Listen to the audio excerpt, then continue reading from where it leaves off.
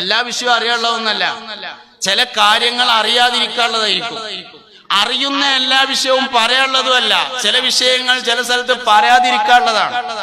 ഏതാണ് പറയാനുള്ളത്, ഏതാണ് പറയാതിരിക്കാനുള്ളത് എന്നതിനെ കുറിച്ച് നല്ല ബോധം വേണം. ഒരു മനുഷ്യനെ പിശാച് സ്വാധീനിക്കുകയാണെങ്കിൽ ആദ്യം സ്വാധീനിക്കും അവന്റെ നാവുമ്മയിക്കാരെന്നാണ്. ആവശ്യമില്ലാത്തോടത്ത് ന്യായം പറയുമെന്നതാണ് ഇൽമിൽ പിശാച് സ്വാധീനിച്ചാൽ ഉണ്ടാകുക. ഒരു മനുഷ്യന്റെ വിവരത്തിൽ ശൈത്താൻ സ്വാധീനിച്ചാൽ, ലാനത്താക്കപ്പെട്ട ഇബ്ലീസിന് വലിയ വിവരം ഉണ്ടായിരുന്നു, ഭയങ്കര വിവരമായിരുന്നു. ലാനത്തുല്ലാഹി അലൈഹി ഭയങ്കര വിവരം. ഓന്റെ വിവരം കേടുന്നു. വിവരം കേടുന്നപ്പോ എന്തുണ്ടായി? ഒരു ന്യായം പറഞ്ഞു. എന്തേ പറഞ്ഞ ന്യായം? ആദമിനെ മണ്ണുകൊണ്ടും ഇന്ന തീ കൊണ്ടും പടച്ചതല്ലേ. മണ്ണിനേക്കാൾ പ്രധാനപ്പെട്ട സാധനം തീയല്ലേ. എന്ത് വർത്താനാ പടച്ചോനെ പറഞ്ഞത്? തീ കൊണ്ട് പടച്ച ഞാൻ മണ്ണുകൊണ്ട് പടച്ച ആദമിന്റെ മുമ്പിൽ സുജൂദ് ചെയ്യുകയോ? ഇതാണ് ചോദ്യം. സംഗതിയിൽ മണ്ണിനേക്കാൾ ഒരുപാട് പ്രാധാന്യം തീയിനുണ്ട്. ഒരു സാധനം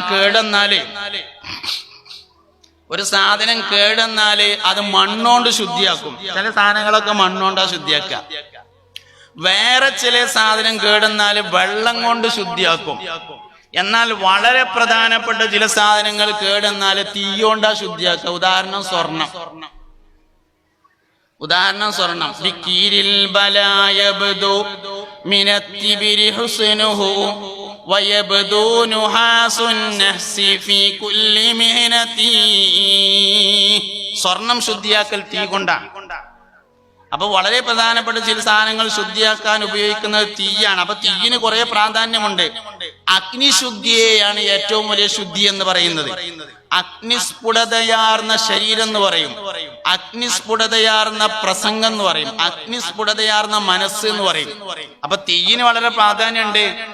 മണ്ണിനേക്കാൾ പ്രധാനപ്പെട്ട ഒരു സാധനമാണ് അത് എന്നുള്ള വിവരം പിശാചിലുണ്ടായിരുന്നു. ആ വിവരം പറയേണ്ട സ്ഥലത്തല്ലാതെ പറഞ്ഞു എന്നുള്ളതാണ് അവന്റെ ഏറ്റവും വലിയ അബദ്ധം. ഇൽമിൽ പിശാച് പിടികൂടിയാൽ അവന്റെ വിവരം ന്യായം പറയാനല്ലാതെ മറ്റൊന്നിനും ഉപകാരപ്പെടില്ല എന്നതാണ് സംഭവിക്കുക. ശൈത്താൻ പിടികൂടാത്ത വിവരം വേണം. ഈ നാഫിയായ ഇൽമ് എന്ന് പറഞ്ഞാലും ലാറായ ഇൽമ് എന്ന് പറഞ്ഞാലും ഇൽമ് രണ്ടെണ്ണല്ല, ആള് രണ്ടെണ്ണാണ്. നാഫിയായ ഇൽമ് ഉപകാരപ്രദമായ വിവരം എന്ന് പറഞ്ഞാലും ലാറായ